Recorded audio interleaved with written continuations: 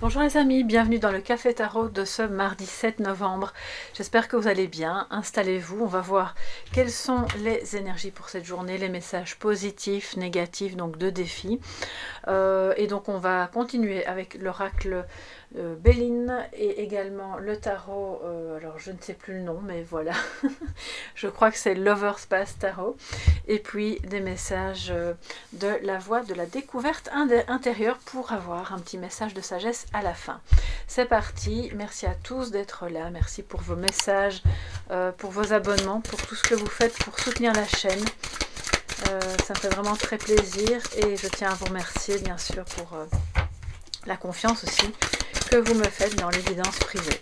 Alors, quels sont les messages pour ce mardi 7 novembre pour toute la communauté, mais aussi vous qui passez par là. Soyez tous les bienvenus.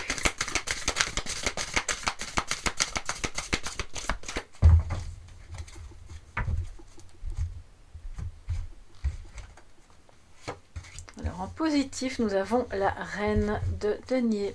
En négatif, nous avons le 6 de bâton. Ok, donc là, il y a un petit manque de confiance en soi par rapport à un projet. Ou par rapport, pour moi, c'est par rapport à quelque chose qui relève du matériel ou de l'expansion de quelque chose. Mais vous avez la reine de denier en positif, d'accord? Donc ça veut dire que quelque part, soit c'est vous qui incarnez cette énergie aujourd'hui, donc c'est très bien, c'est très sûr de soi, conscient de ses possibilités, de comment accueillir aussi chez soi, de comment gérer ses biens, de comment gérer ses affaires, sa maison, votre intérieur, c'est votre intériorité aussi.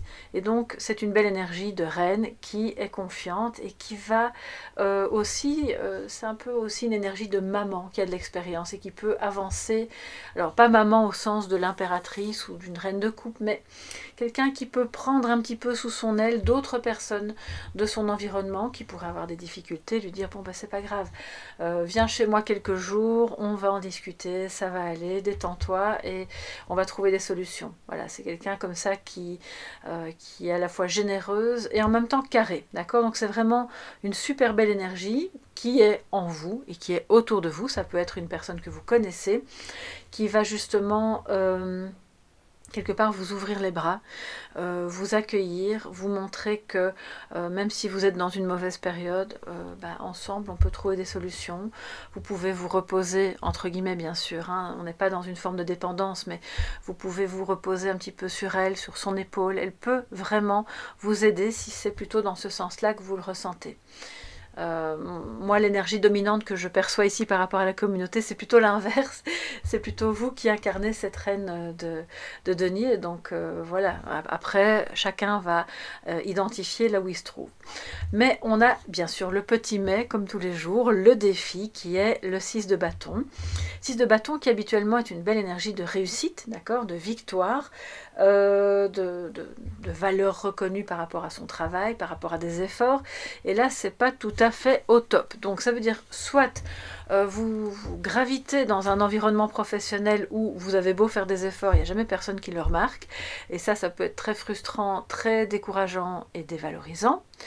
Soit vous êtes vous-même aveugle en fait comment dire, aux récompenses ou à la reconnaissance que d'autres essayent de vous donner, comme si vous ne parveniez pas à y croire.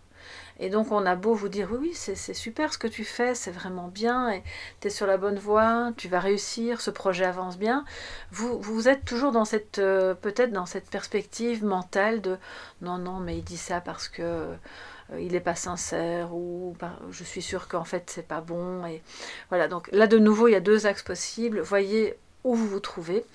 Et si c'est ni l'un ni l'autre, pour moi le 6 de bâton en défi, c'est voilà, croyez simplement que ce que vous faites va marcher. Vous allez avoir le succès dans cette histoire, vous allez remporter, ça peut être un marché, un projet, une victoire sur un problème relationnel. Ça va fonctionner, une issue va être trouvée, mais il est important d'avoir suffisamment confiance en soi et dans ses compétences ou dans ses capacités pour y parvenir. Alors je vais quand même recouvrir avec le petit Béline, afin d'avoir plus d'informations. Vous craignez peut-être qu'un projet personnel, familial, mais qui nécessite des investissements en temps et en argent, ne voit pas le jour, ou tombe à l'eau, ou soit un échec. Et on vous dit que puisque c'est un défi, il va peut-être falloir voir les choses autrement. Ça va fonctionner, vous aurez gain de cause, ou bien vous allez faire prospérer ce projet, mais peut-être pas de la manière que vous imaginiez. Ça, c'est possible aussi. Alors, pour ce 7 novembre, on a déjà 2 cartes qui ont sauté. La beauté, ok. Le feu, d'accord. Et on va en prendre une troisième. C'est quelque chose de très passionnel ou de passionnant. Attention tout de même au débordement avec le feu. Ça peut nous parler aussi de tension, de dispute qu'on a avec quelqu'un. Voilà, les ennemis. Donc là, pour moi, ça parle plus de ça. Alors, l'ennemi, il peut être extérieur, hein, ça peut être quelqu'un d'autre, bien entendu. Ça peut aussi être une situation qui génère beaucoup de tension et de feu à l'intérieur de vous.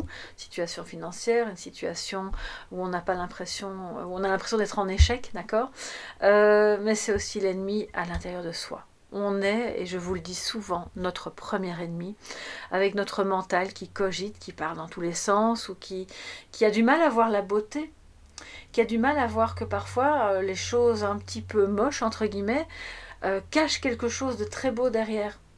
Et ce qui fait écran, c'est le mental, c'est l'agitation, la colère, les peurs, enfin bref, tout ce qui met le feu aux poudres, d'accord? Donc ça, c'est l'ennemi numéro 1, et on l'a en soi. On n'a pas besoin, on est assez grand tout seul pour mettre le feu à l'intérieur. Donc aujourd'hui, à surveiller, je dirais, parce que c'est ça aussi qui empêche de voir la beauté du projet, la beauté de la relation avec quelqu'un, et de bien comprendre qu'en réalité, ce que vous prenez pour un possible échec n'en est pas un. Bien au contraire, c'est juste peut-être une épreuve intermédiaire, un peu désagréable, j'en conviens, pour vous permettre d'aller voir ce qui est beau derrière et de ce qui fonctionnait bien dans ce projet, d'accord, ou dans cette relation, où je ressens des gens ici qui ne se sentent pas bien chez eux, ou plus bien chez eux, qui ont peut-être voilà, beaucoup de disputes ou de tensions intérieures non avouées, mais bon, à ce moment-là, ça vous ronge de l'intérieur, qui ont peut-être, qui ne se sentent pas à leur place, ou pas justement reconnus parce que y a des personnes dans l'entourage professionnel qui agissent dans votre dos, qui parlent en mal de vous, ou bien vous craignez que ce soit le cas. Donc à ce moment-là, le défi aujourd'hui, c'est vraiment de ne pas se focaliser là-dessus, mais au contraire sur qu'est-ce qui fonctionne, qu'est-ce qui va bien, qu'est-ce qui est beau, quelles sont mes compétences, quels sont les points forts de ce projet ou de cette relation, afin de vraiment, pour moi, c'est comme si vous alliez, en faisant ça, désamorcer les conflits, désamorcer l'angoisse, et aussi un petit peu déjouer les vilains tours que peut provoquer la passion, même quand elle est amoureuse, même quand c'est beau au départ. Là aussi, ça parle d'une passion amoureuse. Donc, il y a le beau et le moins bon dans toute passion. Et c'est de parvenir, en fait, aujourd'hui, à trouver le juste équilibre pour être dans le succès, dans la victoire. Et pas dans ce sentiment d'être mis en échec. Ici, c'est comme si on retombait de haut. Waouh, c'est magnifique, quelle relation, quel projet, super, tout est beau. Et puis tout à coup, tout s'écroule. Mais tout ça n'est qu'une perspective, on le voit, c'est comme une vue de l'esprit. Et votre point fort aujourd'hui va être dans la stabilité. Justement pas dans les hauts et les bas. On évite à tout prix les montagnes russes, si je peux me permettre, parce que c'est en étant dans la stabilité intérieure et en choisissant la voie de la stabilité économique aussi, s'il s'agit d'un projet, que vous parviendrez à vous dire « Ok, il n'est peut-être pas encore très porteur pour l'instant, mais il a quand même ses points forts. Il y a des choses qui sont bonnes, qu'on va garder, qui sont pas si mal que ça. On va pas, comme on dit, jeter l'eau du bain avec le bébé, ou le bébé avec l'eau du bain. Enfin bref, moi les expressions, c'est pas ça, mais on se comprend. Garder un petit peu de discernement et de tempérance quelque part, pour bien comprendre que vous allez vers le succès, en vous éloignant de votre ennemi intérieur et de vos ennemis, des personnes qui ne sont pas authentiques avec vous, qui ne veulent pas réellement votre réussite, et qui sont en réalité, qui vont dire « Oh oui, c'est super ce que tu fais », et puis dans votre dos, bon, Ce sont des gens qui s'opposent en réalité à vous. À vous de bien les voir, de les cerner, de les discerner, et vous ne pourrez faire ça que si vous quittez le feu intérieur et que vous êtes dans le calme, dans la tranquillité typique de la reine de denier. Elle n'est pas dans les débordements, hein, elle est tranquille, elle est calme, elle réfléchit, elle est cartésienne et elle fait les choses de manière posée. Voilà pour cette journée. Donc on a déjà quelque part un peu un message conseil, mais on va en prendre un dernier en message de sagesse pour terminer ce café tarot du 7 novembre. Quel sera le message de sagesse pour ce 7 novembre?